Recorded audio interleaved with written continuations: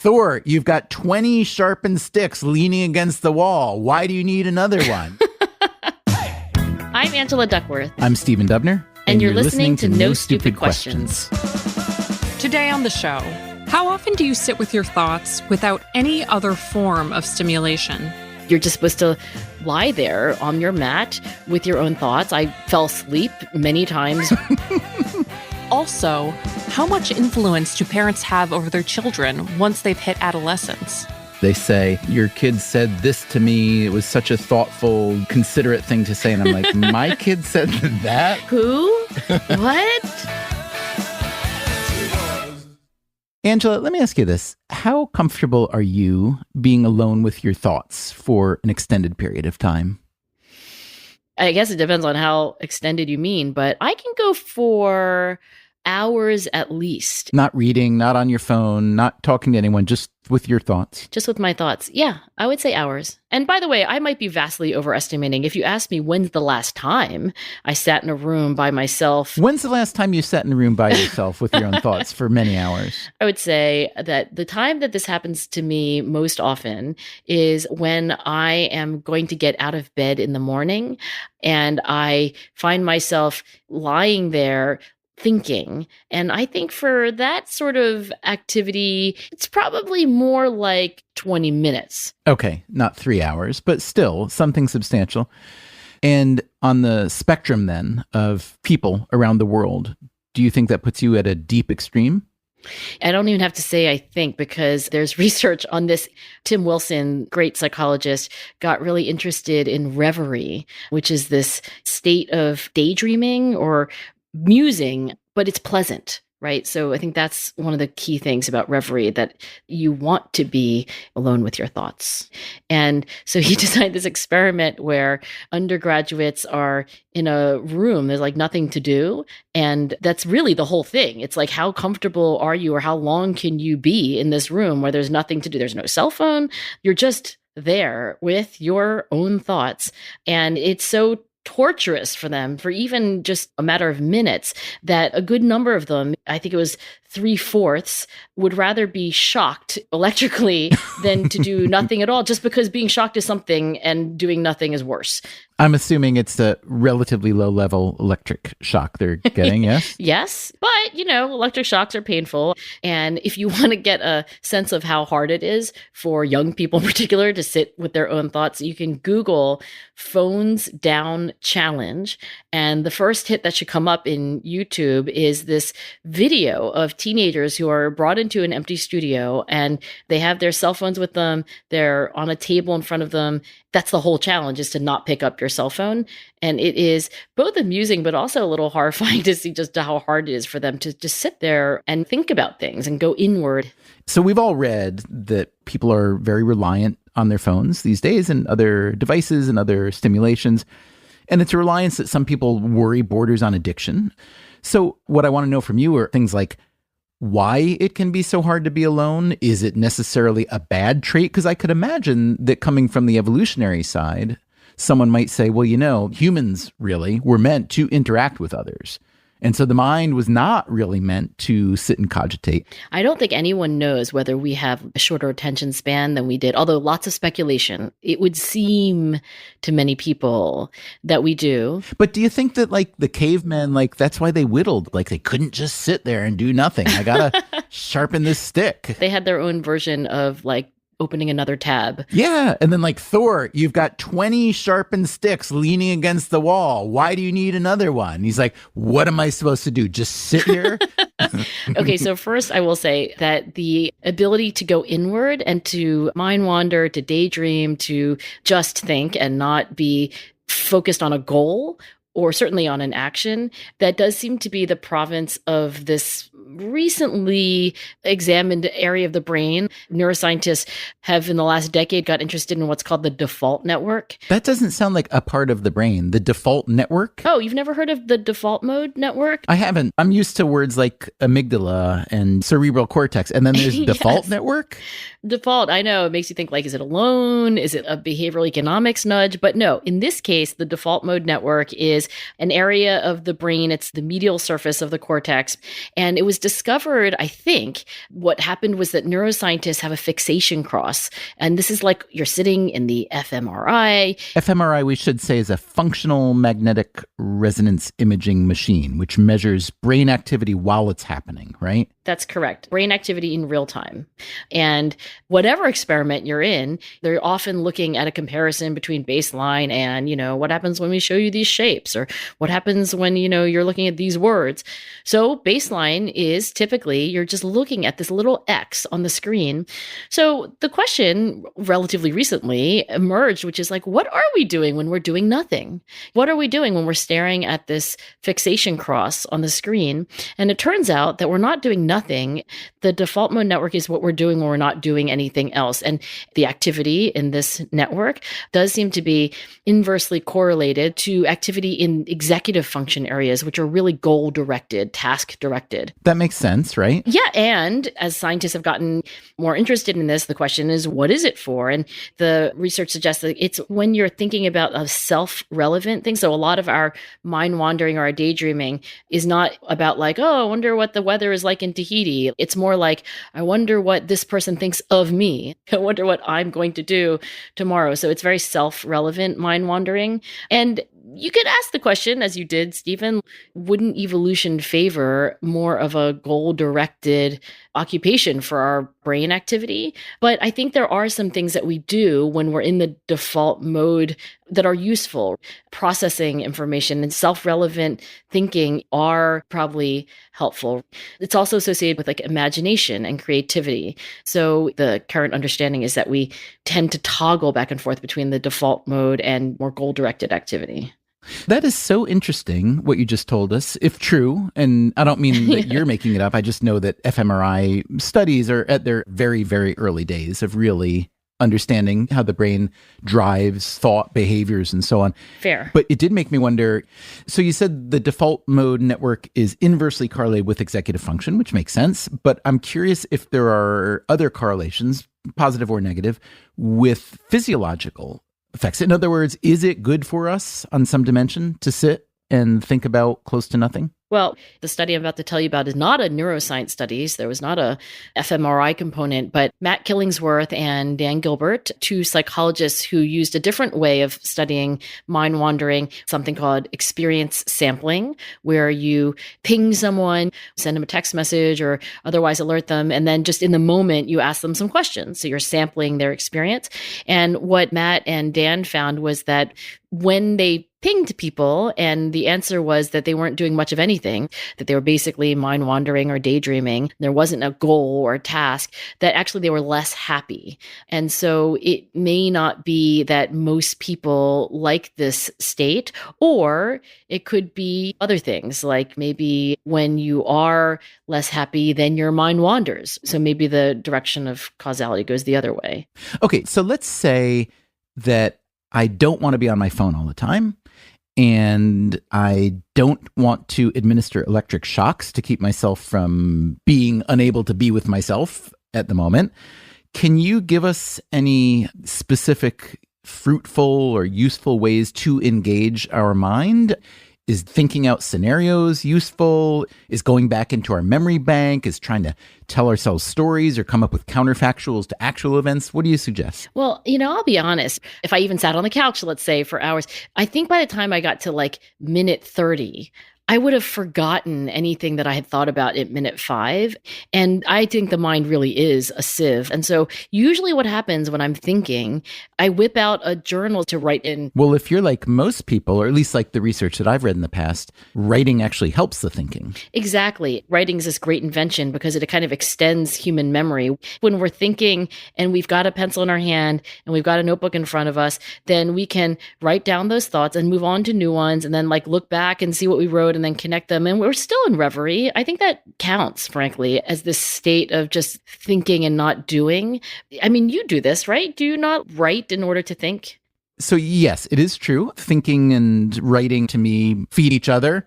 But what's really transfixed me is this tangent that you took us on here about memory. As you say, the mind doesn't seem to be very good at that. On the other hand, Anders Ericsson, when he was starting out, trained a couple guys to memorize many, many digits and found that they were able to go way beyond what you would normally think. And then if we think back to generations and generations ago, like the Torah, the Jewish Bible, was just passed from generation to generation orally. So that does suggest that the human mind is certainly capable of engaging with that component, the memory component and the storytelling component and the fact retention component, much more than we do now. And the reason we don't do it now is because we don't have to do it now, right? But it does make me think that, oh my goodness, what potential there is in each and every brain to think harder, deeper, longer in a way that we're just absolutely not now. So I'm less worried about someone, quote, wasting their time by being on Snapchat for an hour, and more just thinking about the waste of the potential of literally the brain power in all of us. Not that we want to use it to memorize, Gilgamesh necessarily, but what are we losing by not engaging our brains regularly in realms beyond the standard kind of problem solving, decision making, and so on? Yeah, I think that's a really good point. And I do think that we mold ourselves to our current situation.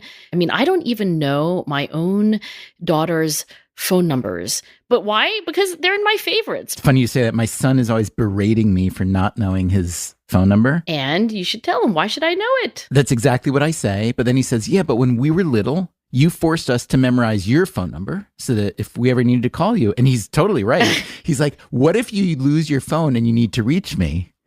And then my answer to him is, if I lose my phone, I have bigger problems than needing to reach you. Exactly. But that's not a very satisfying answer if you're my child, I think. Yes, that usually doesn't help much.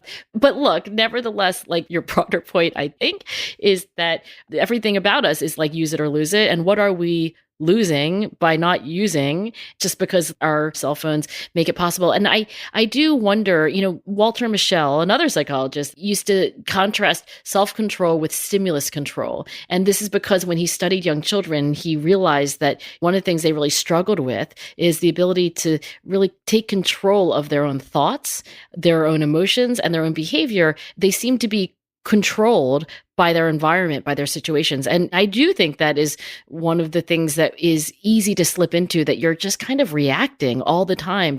What are your thoughts on meditation? Yeah, that was the other thing I was going to bring up. So, I said, look, I like writing in a journal. That helps me extend periods of reverie and make them more productive. Meditation, mindfulness, I went to a workshop now several years ago. I wasn't intrinsically that interested, but I thought mindfulness sounds like the panacea for problems of self-control. And that's what I was working on with kids. So I went to this workshop by John Kabat-Zinn. It was a one-day workshop, and I remember distinctly, first of all, that it was really hard, right? Because much of that day, you're just supposed to lie there on your mat with your own thoughts. I fell asleep many times. He said not to feel bad about it. I felt a little bit bad. I'm in the room of 250 people. And then this is my last memory of it. So the workshop ended at something like 4:30, and I think I had mistimed it, and I had to leave at 4:15. I'd roll up my mat, and then as everyone else was mindfully ending the session, I was like, excuse me, sorry, so sorry, just picking up people's water bottles that I had knocked over. So anyway, I'm not very good at mindfulness. I do think that the idea is really important, and the definition that I like for mindfulness is non-judgmental awareness of the present. And that sounds a lot like reverie, right? That you're noticing what's going on when you're just alone, and that you're not judging, but you're observing in a very attentive, curious way. So yeah, mindfulness as a practice could be a way for people to get better at reverie. And what are your thoughts on the relationship of walking and the mind? Because there are people who say that the act of walking is mentally stimulating much more than you'd think, because you're constantly mapping and adjusting and so on. And then you also read that many creative people in history, from arts, philosophy, and so on, that they were big walkers. Dickens would take his hour-and-a-half constitutional every day. On the other hand, there was nothing else to do back then because we didn't have Snapchat. Yeah, if he had Snapchat, he would just sit there. But I'm curious if you know anything again about the kind of psychological/physiological connection between walking and thinking, and whether that's a profitable route for people to pursue.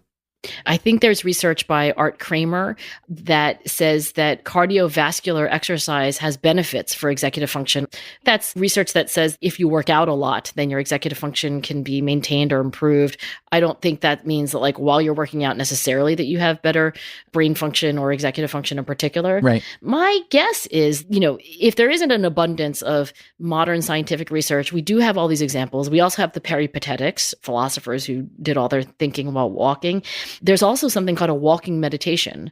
And there are also these religious traditions where you like walk a maze, and while you're walking, you're thinking. And my guess is that what these things have in common is that unlike rock climbing, where you are really actively engaged in like what's going on around you, and therefore you're probably not daydreaming or mind wandering in these predictable walks that you take, you're busying some part of you in a pleasant way. And that is actually liberating your mind to go off in directions that wouldn't be otherwise. And for a lot of people, it probably is a lot easier than just like literally sitting cross-legged on the floor trying to just be with their thoughts. Golf, I should say, is a walking meditation to some degree. You are a walker in New York and you're a golfer. Are you like in reverie when you're doing these things? When I walk by myself in the city, the act of walking seems to be a catalyst for a certain kind of thinking. And it's my favorite kind of thinking. Sometimes I'll have really big thoughts. Sometimes I'll have very specific, like, oh, that sentence I was working on, I now know why it didn't work. I need to flip the last two phrases. But these are the kinds of thoughts that just don't happen when I sit and try to think. And so that's why I'm interested in, for people who have a really hard time sitting alone with their thoughts, if there are ways to kind of trick yourself by finding an activity that inspires or that conspires to produce some of this nice sort of thinking, because, I can't see how it'd be a very good feeling to be addicted to your phone, honestly. I think that's right. The idea that if you could occupy yourself in some way that makes this reverie or daydreaming a little better for you, I think it's a great idea. And I think this is why there are people who not only take long walks in New York or golf, but also just pacing. I mean, aren't there lots of lithographs of people with their hand in a fist, just like pacing and thinking? So it seems like we're both pro-thinking. I think we both worry about the opportunity cost of being constantly stimulated by these cheap thrill technologies. And I think that if journal writing or walking the streets helps people do less of the mindless reacting to stimuli, I think that's a good thing. Still to come on No Stupid Questions, Stephen and Angela discuss the unique relationship between parents and adolescents. I've done a lot of research showing... Oh, I thought you were going to say, I've done a lot of harm in my teenagers' lives. No, I'm trying to do less harm. So, Stephen, you know my husband, Jason. Dude, very nice man. He's very nice. So he said about our two teenage daughters who are, close to adulthood. Well, one is 18 and the other one is nearly 17. And Jason said, there's not much you can do after a kid turns 10 to influence really anything about them. Now, that's a pretty extreme statement. And I wondered if you would agree. I'm sure that he was kind of exaggerating-ish. Yeah. Otherwise, we wouldn't, be parenting, right? I do tend to mostly agree, but not entirely. So the mostly agree part is related to the fact that there's a ton of research showing that what you do in the early years of a kid's life, and maybe even more important, what you do before the kid is born, like what kind of person you are, has a great effect on how they turn out. Obviously there's nature, genetics, which is at least a large component, if not the majority, but not even necessarily in the direction that people think. So, one thing that we wrote about was the effect of what we called culture cramming, baby Mozart, taking him to museums. Plainly, that was not the magic bullet. There's a lot of correlation because the kind of families that tend to do that a lot are high IQ families. Families that had a lot of books in the home tended to have kids who read a lot better, but it wasn't that these books magically jumped off the shelves into the kids' brains. It's that the kind of parents who have a lot of books. They're doing lots of things. Yeah, and they tend to be higher IQ people. But the thing that is showing up in data over and over and has been for years is that what you can do for kids is it boils down to love them, give them basic cognitive and physical and emotional support. And that seems to work really well. And there is evidence, I think, from your field, Carl Pickart, who wrote about the ages at which a parent exerts the most influence on children. Here's a short passage. The child up to ages 8 to 9 admires, even worships parents for the capability of what they can do and the power of approval that they possess. But in adolescence, beginning around 9 to 13, parents get kicked off the pedestal. It seems they can do no right. So I'm sure that's an overgeneralization, but that resonates for a lot of us. It makes sense from an evolutionary standpoint, if nothing else, that adolescents are moving toward independence, and therefore they are much less likely to take our advice. Exactly. To do as we say. Yeah. But really, the parents of teenagers, we all experience this. There's the difference between like coming home from work, if you work outside the home, and just being like enveloped in this kind of like, mommy, daddy, like you're home, to what feels like the opposite, right? My kids are often just annoyed at me, just a low level baseline annoyance that sometimes spikes if I say or do the wrong thing. There's a really brilliant neuroscientist named Nim Tottenham. She's at Columbia, and she's done all this research on stress and fear. And so she had this graph where you can just see this sharp inflection point at age 10. So when you're a child, you are easily comforted by your parents, and so they can buffer you against the fear response. You can be assured by them that everything's going to be okay.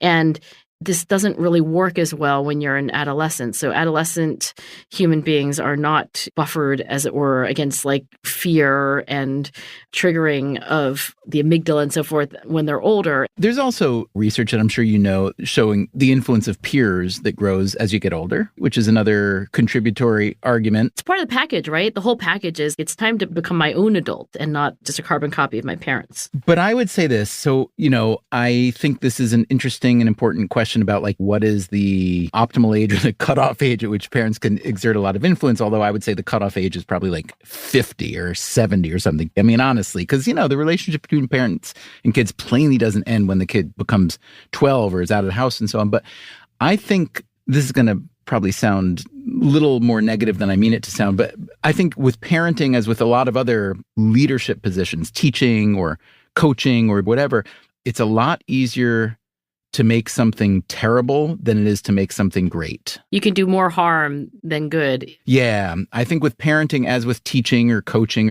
there's potentially more downside than upside. So if anything, I'm not saying we need a parental Hippocratic oath, but the idea is right. First, do no harm. Yeah. The poet Philip Larkin has this wonderful, terrible poem, terrible in the sense of, horrifying. It's called This Be the Verse. And the famous verse is, they you up, your mom and dad. They may not mean to, but they do. They fill you up with the faults they had and add some extra just for you. So that, I think, is maybe a rather stark way to point to what's important to think about parenting, which is it may be that if you look at all the parents who are consumed with helping their kids to become better, kinder, smarter, healthier, etc., I think it's almost a paradox. Like, there's probably not that much you can do, except that if you already feel that way about your kid as a parent, you're probably already doing it. And more important, you're not going to do the negative stuff. You're not going to do either the absenteeism or the discouraging or the violence or any of those things. Yeah, I think that's a really good point. I mean, in general, there's this concept in psychology that bad is stronger than good. I mean, it kind of goes with the second law of thermodynamics, right? Like, it's just easier to destroy than it is to create. And therefore, then as parents, we should just first and foremost try not to do harm. So that all makes sense. And there's a lot of research that shows that having neglectful parents who just allow there to be chaos in your life, even when you're a teenager, it can do a lot of harm. In fact, I've done a lot of research showing... No, I thought you were going to say, I've done a lot of harm in my teenager's lives. No, I'm trying to do less harm, but I have done some research showing that when you look at teenagers and they just tick off on this little list of terrible things that could have happened in their lives, the more things they tick off, they have an emotional negative reaction, right? A stress response.